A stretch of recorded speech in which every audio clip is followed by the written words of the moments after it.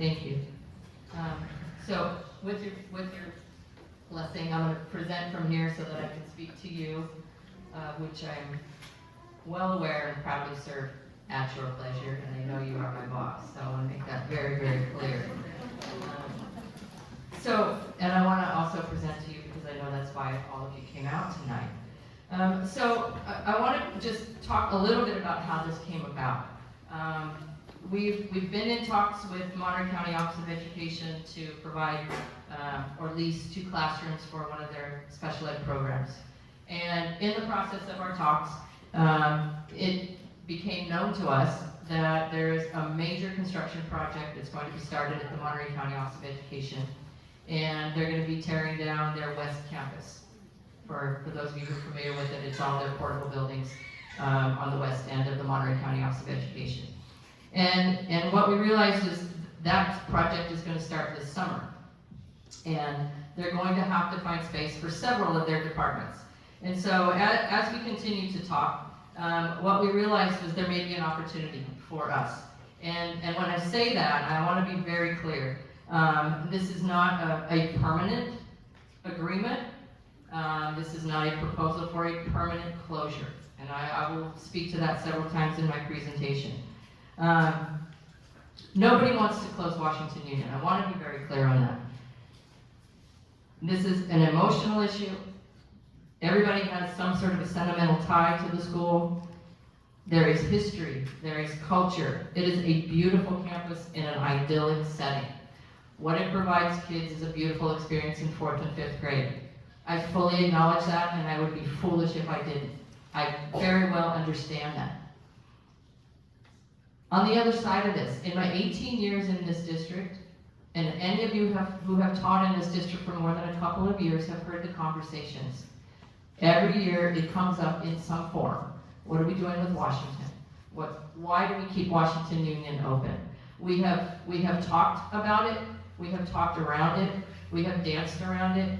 But it gets mentioned. Every time we talk about budget, every time we talk about enrollment, the conversation comes up. And if I've been hearing it for 18 years, I'm quite certain that it's been going on for longer than that. And in some conversations over the past few days with several employees who have been in the district, it's been around for a long time.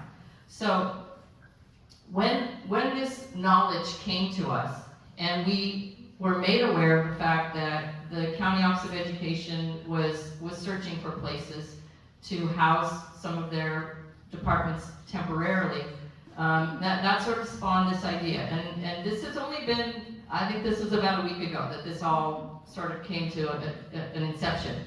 So we've been working very quickly, having lots of conversations. But what I believe, as the superintendent of this district, after being in this district for 18 years and hearing these conversations time and time and time again, is perhaps this is an opportunity to take a 2-year trial period and figure out who we are as a district and where we're going. We know that COVID had a tremendous impact on our district. We lost 100 kids.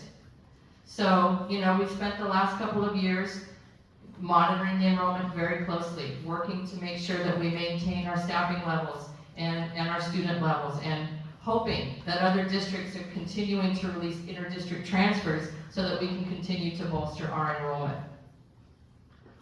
We know that Monterey Peninsula Unified School District has closed 3 schools. So they are releasing fewer and fewer kids who want to come to our district.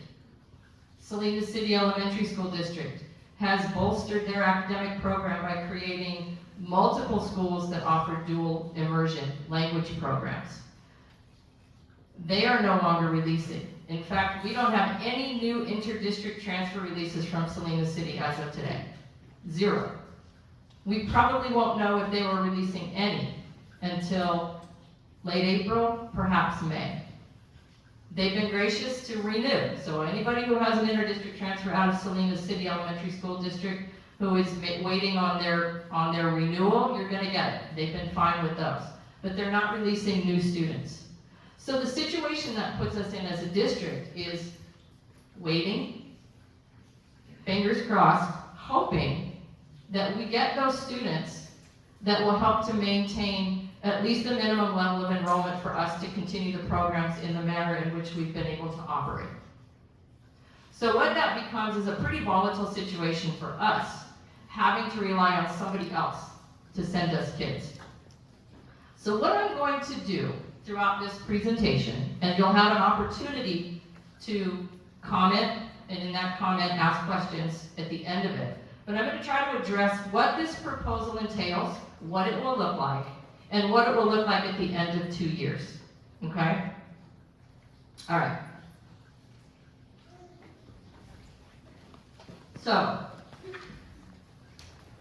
put it very simply, the proposed distribution would be that our 4th grade students would be moved to Toro Park, our 5th grade students would move to San Venancio, and while at San Venancio, there would be 2 cohorts of students. There would be a 5th, 6th grade cohort, and there would be a 7th and 8th grade cohort.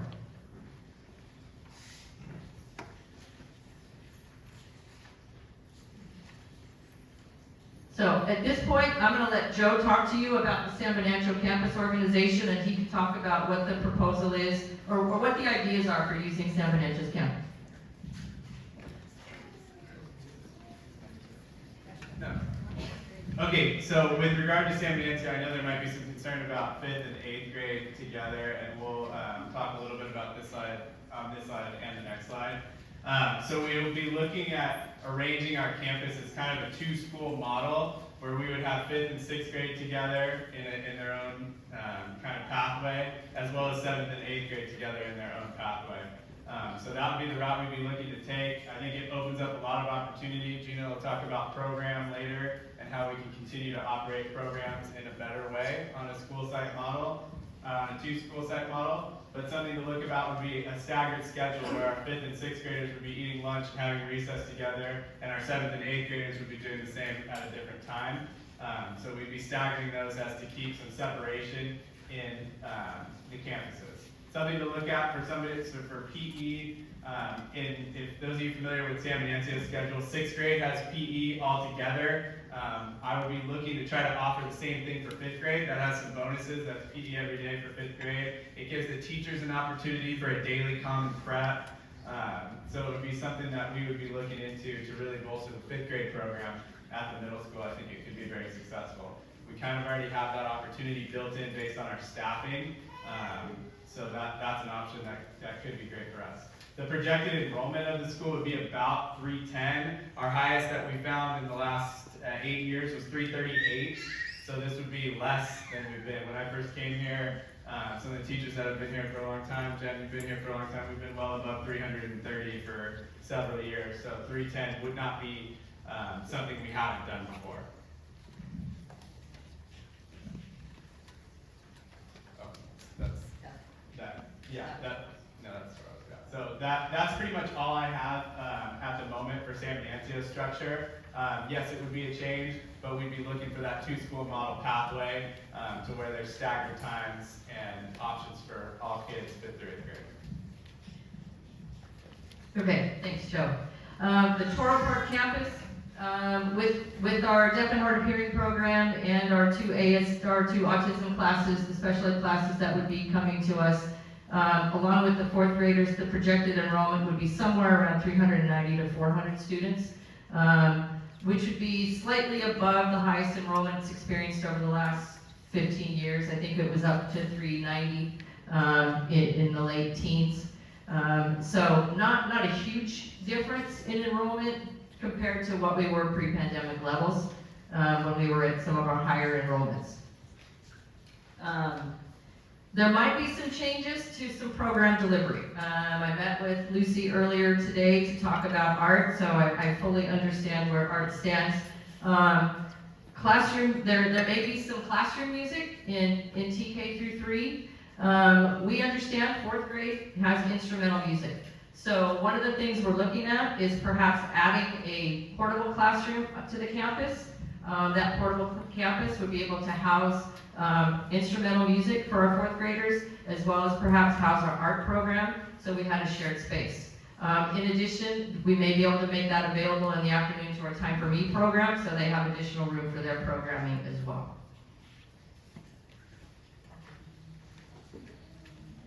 Okay, staffing. In terms of our staff, there will be no changes to the staff. We don't lose anybody, there's no layoffs. We continue with our current staffing levels. Administratively, there will be some changes. So what we would propose to do would be to have one of our principals at Toro Park, one of our principals at San Benancho, and then the third principal would come to the district office as a full-time director. So to address that, one of the chief complaints that has been addressed over and over again over the years is, in our district, our administrators wear a lot of hats. We're small, that's who we are, that's what we do. However, it does pull principals away from sites to do their other responsibilities. Curriculum directors, we can go back historically when Whitney was principal at Washington Union. They have a lot of meetings to go to. They have a lot of responsibilities. There's the Instructional Leaders Network. There are conferences. There are adoption meetings. So there are things other responsibilities that in the role of director pulls them away from campus. And that can be hard on staffs. Special education directors deal with the county office and our local SELPA. They attend a lot of IEP meetings. We start looking at kids and providing service to kids when they're 3 years old. So a lot of those meetings may take place off-site at other facilities. So one of the chief concerns of staff over the years has been in those directorship roles, it does pull the principals away, sometimes for extended periods of time, and that can be problematic to the campuses. So in this model, what we would do is we would have 2 full-time principals. They get to be principals all day long, they have no directorships. All of the directorships would fall to one person, and that position would be moved to the district office.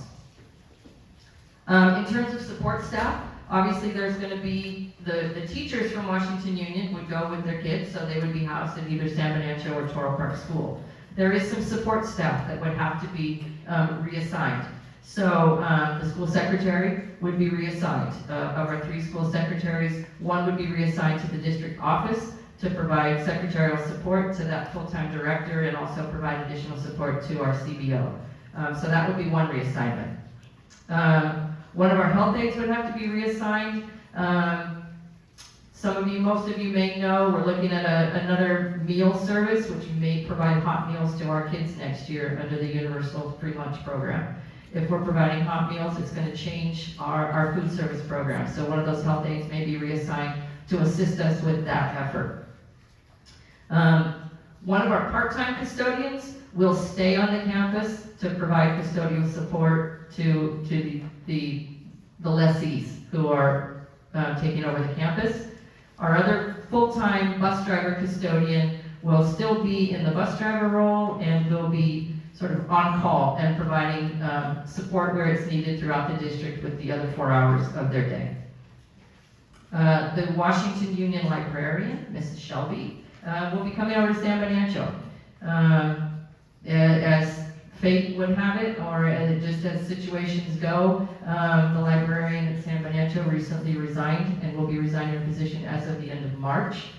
So we'll make some adjustments for the remainder of the school year, and then in the fall, Mrs. Shelby will come over to San Benancho. She'll be our library aide, and she'll be able to continue the computer lab instruction and library aide position here at San Benancho.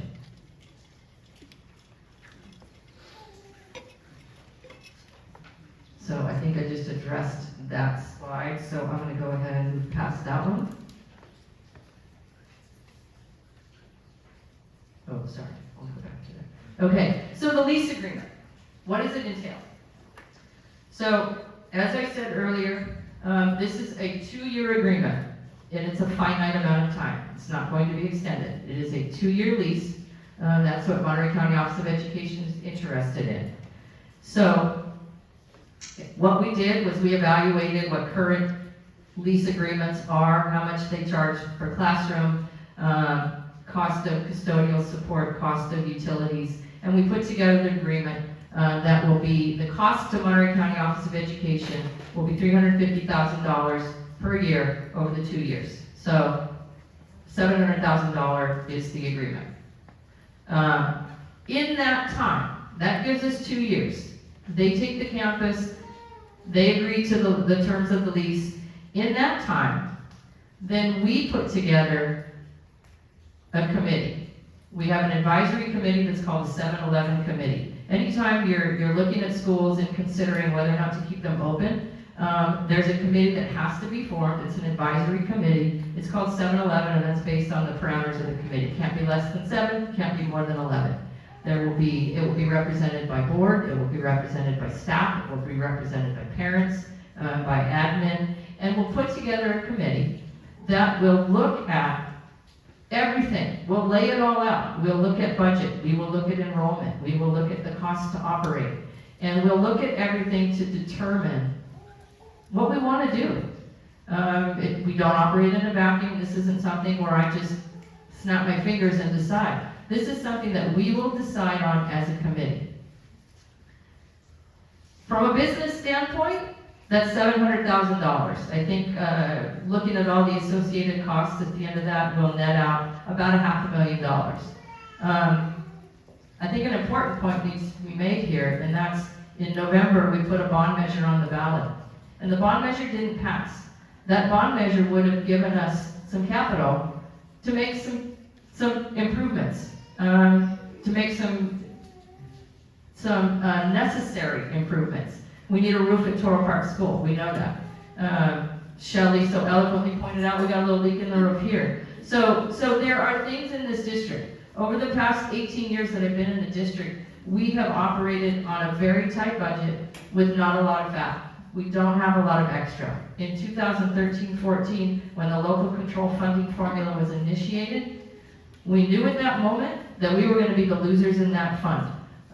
This slide, which was just released by the Monterey County Office of Education, and we've shared it before, shows the 24 districts in Monterey County and what funding they receive in order to support their students. And so those dollar amounts, which are really hard to read, I know it's very far away, those dollar amounts represent the cost of what it costs to educate one student over one school year. So what you see at the top of the list, those two orange bands, are Carmel Unified and Pacific Grove. And if you go all the way down to number 24, you're going to see Washington Union School District. We are the lowest funded district in Monterey County. And that's a function of local control funding formula. That's out of our control. That's what the state set up. It's the funding cycle, and it's the funding ratios that they use. And so that's what we get.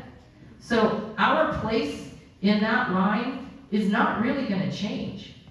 So our task becomes, how do we remain competitive? How do we attract and retain teachers with a fair wage that they can live on? And then also maintain our facilities. How do we fix our roofs? How do we repair our parking lots? How do we do the work that needs to be done but still have enough capital to remain competitive and work with our staffs to be able to give them a fair wage? So that's our challenge. While I'm not suggesting that it's a good idea to vacate Washington Union School, what I think we have to look at as a district is what's in the best interest of the district. What's going to help us to move forward? We have a phenomenal teaching staff. We're doing great work. If you look at that chart up there and you see number 1 is Carmel and number 2 is Pacific Grove, those are the two highest academic achieving school districts in Monterey County. Number 3 is us, and yet we sit at number 24 in funding. So that's a tremendous testament to the work of our teachers. We have to be able to offer a fair wage. We have to. I don't want to lose a single one of these teachers in this audience. So we have to figure out a way to do it. This is a really hard decision. Nobody wants to have to make it, but we have to look at it, and we have to have the conversation. Okay, let's talk about instructional minutes. We'll get away from that for a sec. So I want you to really focus on 4th and 5th because that's the focus of this discussion. So in 4th and 5th grade, the state says we have to have at least 54,000 instructional minutes in 1 year. So if we look at Toro Park's schedule, for 3rd grade, they have 54,520 minutes, which is above the requirement for 3rd graders, and it's above the requirement for 4th graders. Presumably, when our 4th graders go to Toro Park School, they're going to adopt the Toro Park schedule. By doing that, they still maintain the required number of minutes as required by the state. Our fifth graders actually gain minutes. The requirement for fourth and fifth, as I said, is 54,000. If our fifth graders come to San Benancio and adopt the schedule, they'll get 59,990. So if you want to know what that difference is over the course of the school year, on either side of it, it's about 15 minutes a day. So the fourth graders would be 15 minutes less a day. The fifth graders would get 15 minutes more a day compared to what they currently have.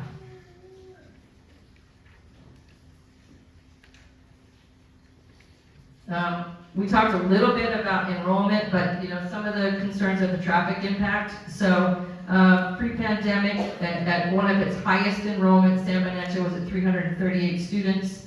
The projected enrollment by bringing the fifth graders over next year is going to be 310 students. So we don't see it as a significant impact to the current traffic schedule based on what we already know and what has historically happened out in front of San Benancio Middle School.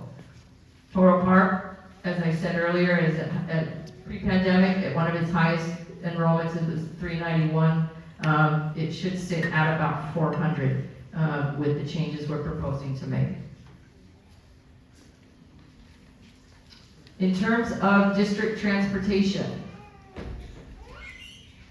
by not having Washington sort of in the mix, it's streamlined a bit. So we take away the drop-off and pick-up up at Washington, so the routes become a bit more efficient. We have 2 schools to drop off from, we have 2 schools to pick up from.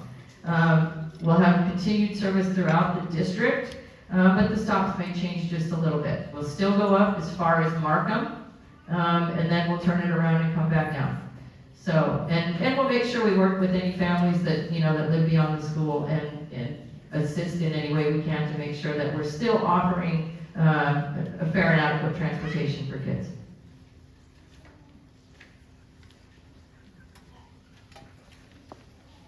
Okay, as I said, part of the conversation that we would hope to have, if we do this, and then we form our district advisory committee, some of the questions we need to talk about, one of those is our interdistrict enrollment. And specifically, how do we feel about our interdistrict numbers? So currently, San Benancio has 46% of its enrollment is our interdistrict transfers.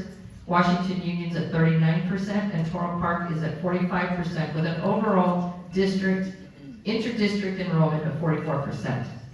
So we know that Monterey Peninsula and Salinas City have reduced the numbers of students they release. And if you go back, I was checking on some numbers earlier today. If you go back to the 18-19 school year, we had an interdistrict enrollment percentage of 47%. San Benancio was actually at 53% interdistrict enrollment back in 18-19. Washington Union and Toro Park were each at 44%. We've seen a reduction in the number of kids that those districts are releasing. But we also know, as I said earlier, Monterey Peninsula has closed 3 schools. So we know they're tightening up. And that does put us in a vulnerable position in terms of trying to determine or project what we're going to get.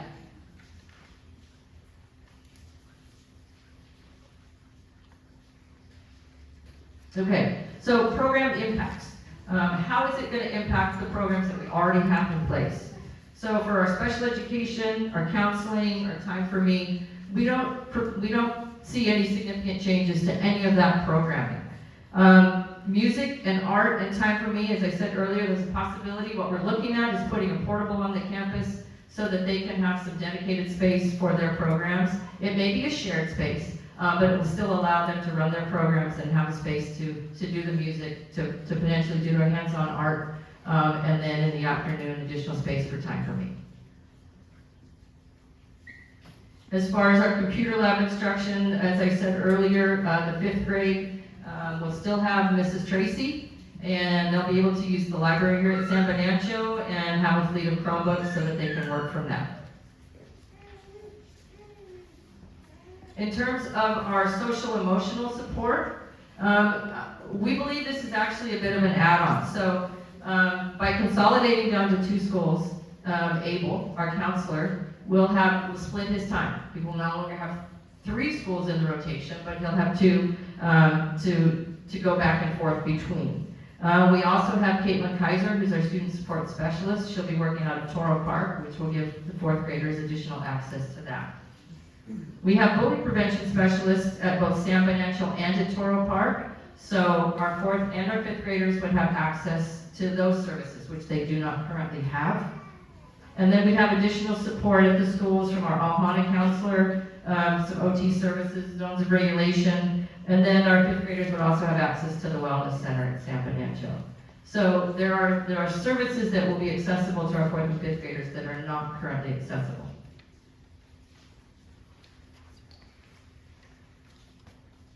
Okay, so what about Washington during that 2-year period? The third picture over there is a school that's sort of overrun. What we want to avoid is blight, right? We want to make sure that it remains in continuous use and well taken care of. In terms of kids, we want to make sure that the nature trail remains accessible to our students and our classes.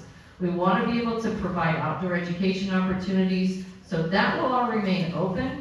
And we will encourage and work with our teachers to be able to go up to the nature trail and provide activities and lessons that will utilize that space so that we continue to make that a viable part of our school district.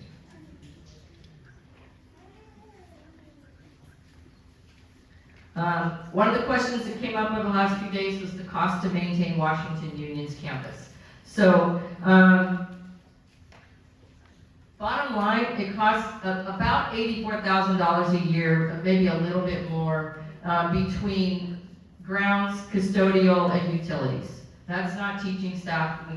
We know what those costs are. Just those basic costs for opening the doors are about $84,000 a year. And so, without anybody there, obviously that's minimal. If the campus is empty, which was one of the questions, what's the cost to maintain it if it's empty? Well, there would be really very little cost. There would be no power, very little gas, no water, very small utilities, a little bit of custodial to make sure that, the classrooms don't get dusty and dirty because nobody's in them. And then the grounds work would be taken up by some of our regular staff as part of their regular duties.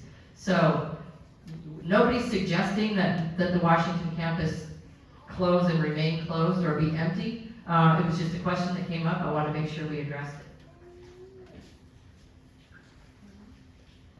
it. Okay, in terms of a timeline, this has been a very short turnaround, but we want to make sure that we work fairly quickly, because if the board's recommendation is to keep Washington open and not engage and not entertain a lease agreement with the Monterey County Office of Education, we need to make sure that they know that we're not interested so they can move on and pursue other opportunities.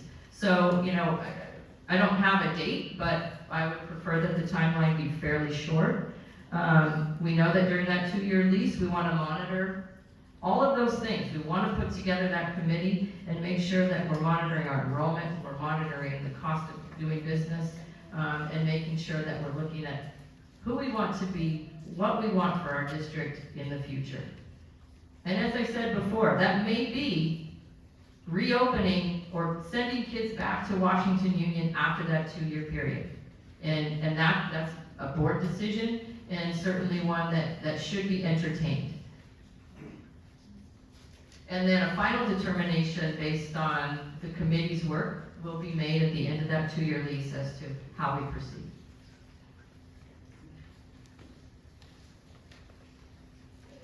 So, just some community considerations, looking at the value of a country school, and that's a really important one. It sits out in the country. It's a beautiful school that provides a very unique and special environment for our kids. And I don't want to overstate that. I understand that. We have to pay attention to our enrollment. We have to understand who we are and where we sit and what this community is. We know based on census data, this is an older community. We don't have a lot of children out here. So, even on our best day, if we only had district enrollment, we'd be at a little over 400 kids. So in order for us to continue at the capacity with which we have traditionally had, we're currently at 757 students. We know we have to rely on interdistrict enrollment. So that has to be part of the conversation that this committee has to address. If this board decides to go into the lease agreement, that has to be part of the conversation over the next 2 years. We also have to consider how we're going to generate revenue for the projects that we need to engage in. We know that we need to make improvements. We know we need some repairs. So without that bond money, where is that money going to come from? And still be able to work with our teachers to put money on the salary schedule and remain competitive, to offer health and welfare benefits, and continue to offer a package that's acceptable and that's fair and that's worthwhile. So, that's where we are. The next steps would be getting recommendation from you all. If the decision is made to enter into the agreement, then we would begin working with our staffs to develop a transition plan, to figure out the timeline for moving students out of Washington. We would form our advisory committee and set the calendar for those meetings to begin happening, and then set a schedule for some evaluation timelines. So, with that, I'm going to turn it back over to you, sir. Thank you, Gina. And with that, I am going to open it up for public comment. So you may please come up here, use the microphone. I am going to time everybody, give them a 3-minute time frame. So that's a good point. If you do have questions, we are going to write them down, and I don't know if we will have time to address them tonight, but we will address them. So we're not technically supposed to engage in this conversation, but we hear you. We will be writing them down, and we will try to address them. And I will be posting all the slides on the website. Okay. Good evening. For those of you that don't know, my name is Bree Ho. I'm a 5th grade teacher at Washington Union, so this decision affects me a lot if it comes to fruition. I am going to read an email that I received from a Washington Union alumni class of 1984, Katie Turner, also known as Katie Fisher. To whom it may concern, sometime around 1975, a group of parents had a vision for a beautiful hillside at Washington Union School. They worked tirelessly to build a meandering trail through the mossy oak trees and vast wildflowers, which a mother of 3, my mother, Linda Hayden, also known as Linda Fisher, identified all those flowers and made flashcards with descriptions and names on all of them. This was the beginning of a very unique and special nature trail in which the kids took immense pride in learning all the plants so they could take their parents on a hike, proving their knowledge of these beautiful plants. The trail is still utilized to this day and serves as an outdoor classroom on a hill overlooking nature. Where else can you do that? To my knowledge, there's no other nature trail of this kind in the county. Between the creek running through the school grounds and the invaluable nature trail, the generations of kids that are lucky to attend Washington will always cherish that school. This should not be taken away from them. They should not be stripped of the knowledge and memories that come with their years at Washington Union. Please consider this as you make your decision. Respectfully, Katie Fisher Turner, WUSD class of 1984. I'm also speaking to you on behalf of a professional.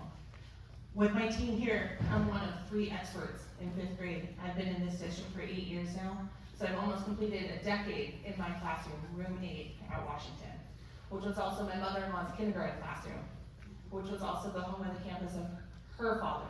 My children are 4th generation. If they were in 5th grade this year, they're in no way, shape, or form capable of being at the middle school with 8th graders. You say that you're gonna keep them, in a cohort, but they're inevitably gonna be crossing paths with 8th graders in the bathroom. That is the root of all problems. 8th grade students have had to use the bathroom in the front office because of so many issues. And you're expecting a 10 or 11-year-old to be in that mix with them? It's not okay, it's not developmentally appropriate.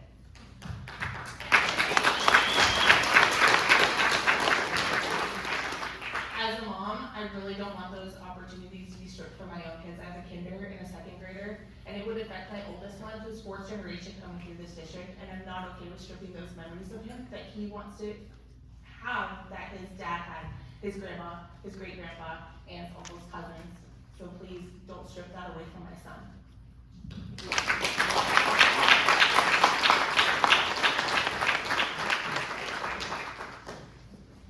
Hi, I'm Susie Rodell, and I am speaking for the Toro Park teachers. And we know you have a tough decision to make, and we just want to make sure that when you're making this decision, that you are really considering the students that are already at Toro Park, that you're not taking classes, 4 classrooms, and turning them into 3 and making the class sizes higher. That would be 1st and 3rd grade that have 4. If you take them out and downsize them and put them into groups of 3, then our class sizes would be at 29, just so that you have more rooms. We want to make sure that that's not happening. 1st and 3rd are the odd number of years, and we tend to have a more rigorous curriculum. All odd number of years do that in education, so we want to make sure that our class sizes are not getting ringed with 29 and 30 kids just to bring in more people. We don't think it's a good I don't need to show you the statistics on that. You know that higher class sizes, it's already hard. This curriculum is amazing, but it's really hard. And it would be even harder if there was 28 or 29, so that we could give someone else another classroom. So please consider that.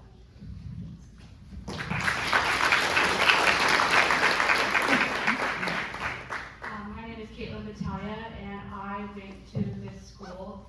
And prior to that, I went to MCOE, and we had huge class sizes, going back to what Ms. Rodell was saying.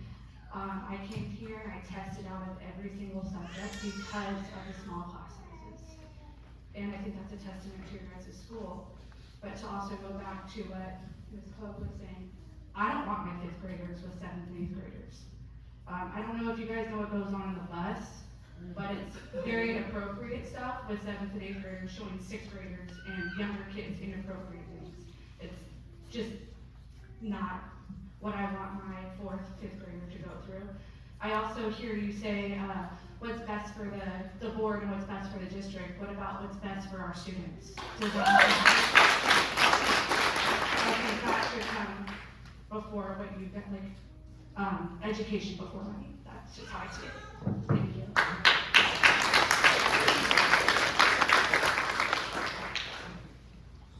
Good evening, board members, faculty, staff, students, and parents. My name is Jessica Ramirez, and I have 3 sons in the WUSD school district. I have a 7th grader, 5th grader, and 1st grader. While the potential decision to lease Washington Union Elementary School for the next 2 school years to MCOE so they can make renovations to their offices in Salinas has not yet been made and does not directly impact my children, I would like to speak on behalf of those directly impacted. Washington Union School is a treasure to our district and a gem amongst the rural oak tree landscape. It is a place for 4th and 5th graders to slowly mature to the tween phase and yet still be children. It is a magical, special, wonderful, and unique school. I do not think 5th graders should be at San Venancio Middle School. I could barely handle it when my oldest was a 6th grader due to his issues with older students and their behaviors. I understand and have heard rumors for years about the potential closing of Washington Union School and leasing it to other entities. I do understand finances and was very disappointed by the latest bond measure failing to pass. I understand our enrollment is not where it could be. I encourage you to gain more opinions and possibly send out a survey to all families and gather their opinions. I think you will lose families if you make this decision. And also, I know you can semi-answer these questions, Gina, and also what happens to the support staff at Washington Union if it is leased or closed? I understand for monetary reasons you may need to make this decision, but I strongly encourage you to then consider making Toro Park TK to 5th and continue San Venancio Middle School as 6th through 8th. Thank you for your time and consideration of this matter.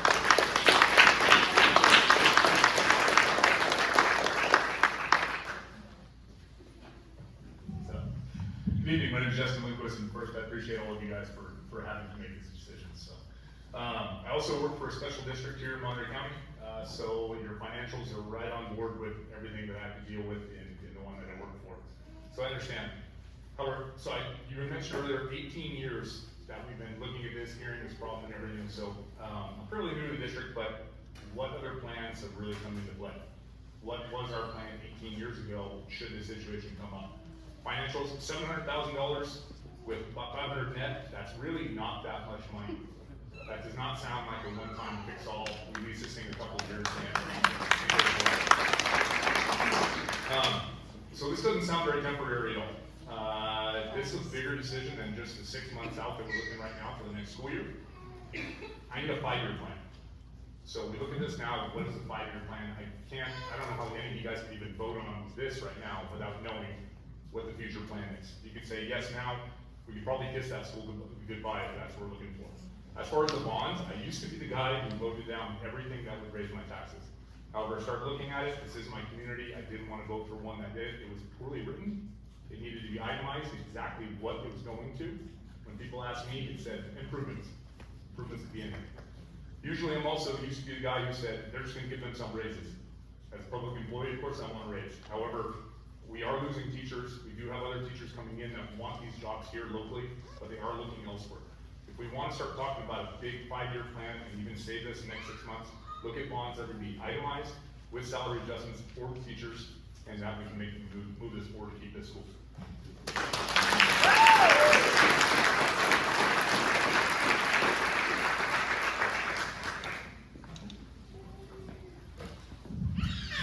I'm a planner and a crier, so please prepare yourselves. Hello, I'm Becky Felt, and this is my second year teaching 4th grade at Washington. I love it so much. My 10th year with 4th graders overall. 9 and 10-year-olds are the best. Right? Yes. Okay, I inherited Mr. Dewsroom, which was amazing. Inherited so many things about the plants, about the walks, about everything around campus. I'm going to hit my highlights in my way too long speech because it was exactly 3 minutes and my time being 4 times this morning, because I do have some questions that maybe we could get to next time. Okay, paragraph 3. I greatly enjoy taking my class out on the trail and teaching about plant and animal life. I've had 4 students since my first year, which was just last year, experience their first single trail hike at Washington. They were scared, their friends supported them, they were so proud when they got to the top, and every time we go, somebody says, wow, our school looks so tiny from up here. And I say, I know, but isn't it a special, tiny, important place? For us adults, 2 years does not feel long or substantial in the big picture of our district. But for our children, 2 years is monumental in their development and growth. Told you. COVID already took 2 years of regular schooling from these students, the students in the next 2 years, and it would be another disruption in their hopes for the future. 6 or 7 paragraph later. Finally, the social and emotional group for 9 to 10-year-olds can be very challenging. It is a very special gift in our district to have a smaller campus where students can experience that chance to be the older, more responsible student, but still be able to be silly and unguarded, versus being on campus with older students at a middle school. Okay, Washington campus is our district's namesake. It's our oldest, most historic, striking campus.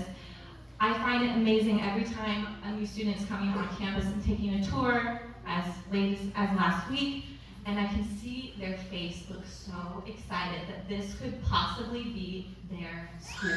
What? Am I on vacation? I also know, talking about retaining our amazing staff and teachers, Miss O'Meary has these hilarious icebreakers at the beginning of each meeting, and every single teacher has said how much they love our school because of where it is. Right. And I don't know about retention when that school site leaves. We love our students, and we are here for our students, our community, but it is a very nice bonus of working at Washington Union Elementary campus.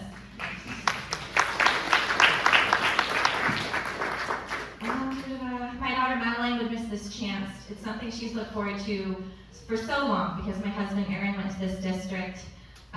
And it's something that we imagined when we bought our home on San Venancio. Knowing that our children would one day have that magical school was a huge, huge factor in us purchasing our home in this district, and I think it would be for people in the future as well. Okay, questions. Oh, okay, honey, read these questions. Come here. Yes.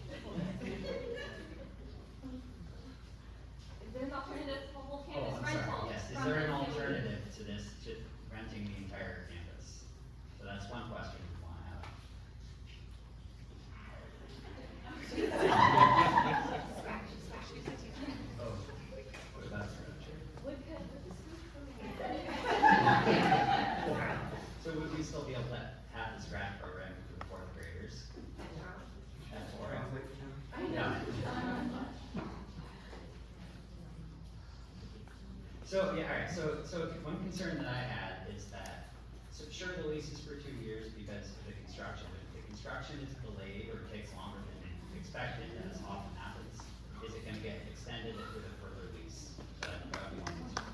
Yes. Definitely. Great question. They want me to Thank you.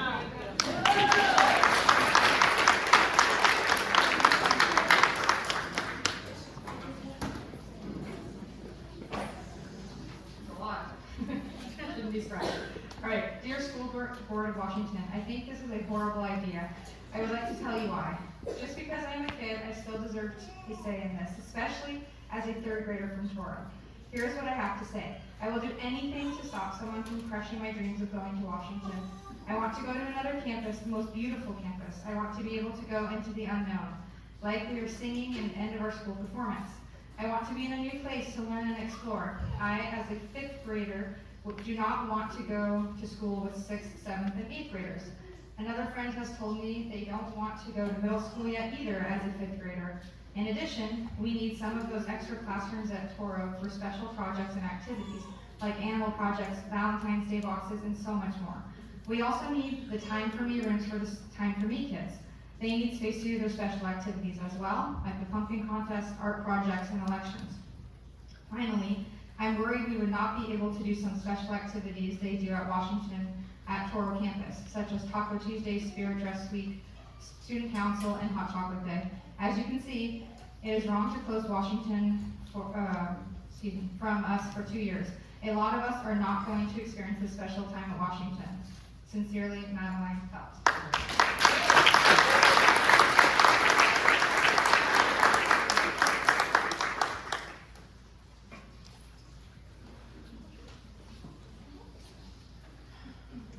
Hello, Board. My name is Bo Grundy. I have 2 students in the district. I just got dripped on. What I want to say is we've been very happy with this district, and every teacher we've had contact with has been amazing. That being said, Gina, I disagree. It's not about what's best for the district, it's about what's best for our students. And they need to be supported educationally and socially every step of the way. If you guys approve this, I have to explain to my 4th grader why she doesn't get to go back to her school next year. And we need to take care of them through that process. I know it's a very, very difficult decision, and I've heard this talked about for years, renting out that school. But it can't be a knee-jerk reaction because we all of a sudden need the funds. This needs to be planned out, 5-year plan, what have you. We're not going to make a decision that benefits office space for another jurisdiction over what's best for our students. That being said, if you do make this decision, here's some things I implore from you. Do not mix our 5th graders with the middle schoolers. Make a 4th and 5th grade cohort instead. Secondly, still getting wet. I had one more point, that was my wife's point.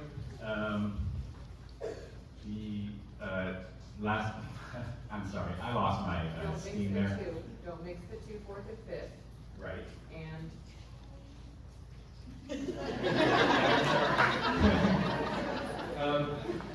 I didn't want this to be a knee-jerk reaction again.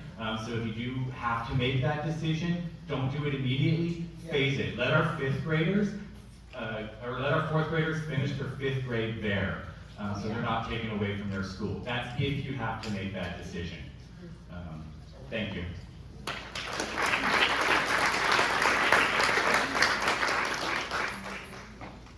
all right, anyone else? I have a quick question.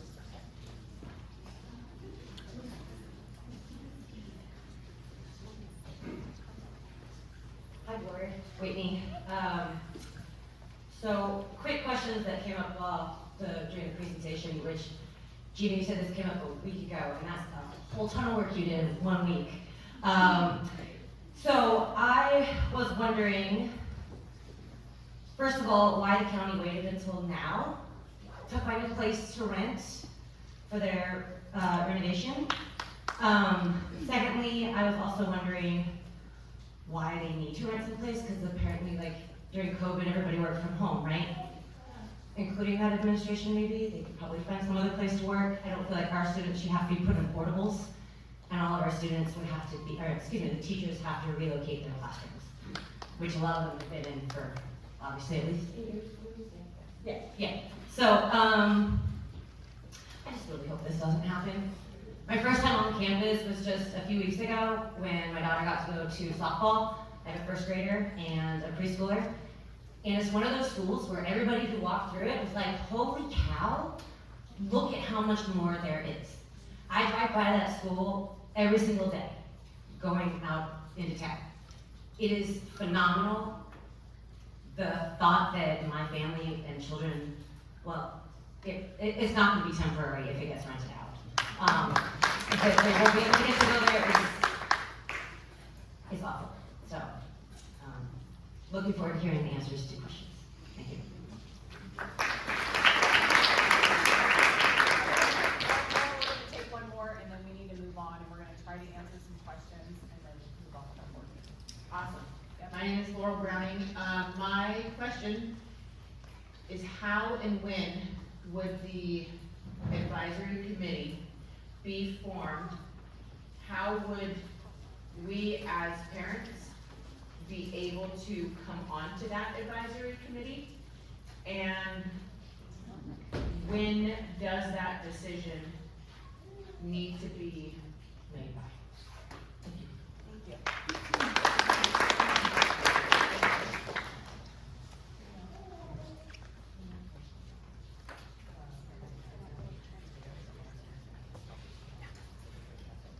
Okay, so what we're gonna do is we're gonna put together, we've written down all of your questions. We're gonna compile, the answers, and we're gonna put that out soon.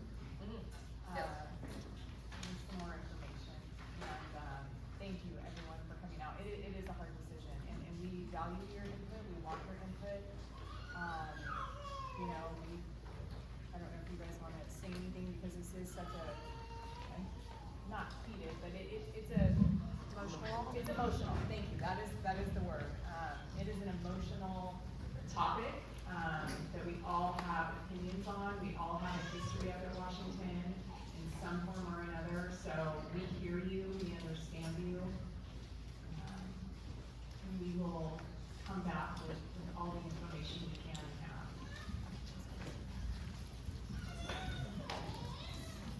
Yeah, I think we all would agree that it's a very weighty decision that they would have to make.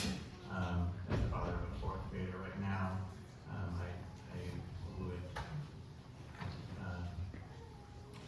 think that there's nothing else quite like being out there at that point at that school, and we will look forward to hearing more from all of you as we're going forward in all of this. And thank you for coming out today. So Gina, okay. The next time we meet as a board, we're gonna be deciding, right? I mean, what other information are we gonna be getting? We'll try to put together the answers to the questions, and then if there's anything that requires, I think there were a couple of questions that were directed at County Office of Education, so we will try to get to additional information from them. Okay. Yeah, I mean, I know what you said, and Gina, what you said. There's been talk that we've been wanting to close the school. We have not ever been wanting to close that school. I mean, we all understand how. She said 18 years. She said 18 years they've been talking about closing the school. I'm sorry. I heard that there's been discussions that maybe that school needs to be closed, and one of the reasons that comes up is when we're talking about how to pay our bills. And it often comes up in the context of a contract negotiation, where can we save money? And then it comes up like, if you close that school, you could get rid of a principal and this and that. That's the context that it has come up in. Nobody on this board has ever wanted to do that, ever. So we're always looking for ways to keep that school open. I went to that school. When Bree was talking about Linda Hayden is my cousin. Somebody in my family has been involved in this school since 1960. My kids did not get to go to this school. I moved away. I came back when my youngest daughter was in a freshman at Salinas High School. So they don't, and I'm involved in the school because of the memories that I have in this district. So, I mean, Gina, I mean, as she pointed out with the slide about the money that we have in this district, we are the lowest funded school in the district, and we're doing everything we can to have the best education for the students here. So, it's an incredibly hard decision. Now, I appreciate what we heard tonight. I appreciate some of the things people brought up. I too wonder if $500,000 is enough for what is gonna happen here. But I've also been in the board meetings with all of these people twice now where we've tried to pass the bond in this school district. Salinas City passes a bond, Salinas High School passes a bond, Santa Rita passes a bond. We don't pass a bond. We don't pass a bond. What was the bond for, Gina? Infrastructure improvements. Well, how many millions was it? 19 million. $19 million. It was for And there were 19. specific projects outlined. Not Yes. every penny was Yes. outlined because Yes. there is some flexibility And for it what said- you can use for improvements, but Right. there were some specific projects outlined. And it said very clearly that none of the money could go to salaries. That is not what you do a bond for. That was not salaries. But somehow we could not get the message out to the community that this is your school. This is your school. This is your community school. And we couldn't pass the bond. And so this is where we are now. We don't want to be here now. We wanted to have that money to talk about a soil science education center at this school and more nature trails at Washington Union. That's where we wanted to be. And that's not where we are now. And I agree with what you are saying, that if we close the school, what then? This decision has not been made, and I appreciate what you're saying, but we watch our enrollment decline, and we don't know what to do. We can't lower the cost of housing in this area to bring in more families. We are bringing in a great, we're bringing in a lot of we're bringing in inter-district transfer, which is great for our community, but we don't know how long that's gonna continue. None of us want to close the school, absolutely. I mean, I would be looking at, like, the question that I had was, how many rooms do they need? Could we do something else? Could we, when I went to this school, kindergarten was at Washington. My classroom. Yeah. Yeah. So there are more questions, but, it bothers me to hear that some people are accusing us of mismanagement. If you look at our funding, we do incredible work with minimal budgets. We do not have that. And our administrators nobody in this district is overpaid, and nobody has a job. There's not one person in this district where you can say, I wonder what that person does. They're all wearing 18 hats. If we were a different district that got some supplemental funding, it would be different, but we're not. And I don't mean to lecture you, and I'm sorry I've gone on. I really appreciated what you heard, and I love that so many of you came out here to fight for this school, because we do have to fight for this school. So I appreciate that you're here. Thank you so much for coming out and giving your questions, your concerns, your thoughts, and your passion. It's sad that it takes it's lovely to see so many people here. And it was so telling hope. It was so cool to me, like we all said the Pledge of Allegiance all together. It's like that's so, I don't know, it's so nice. So it's sad that this is what's bringing us together. But I hope that we can find out more and it will lead us to the right decision. Thank you, Gavin.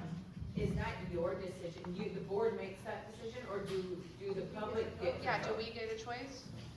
Of course.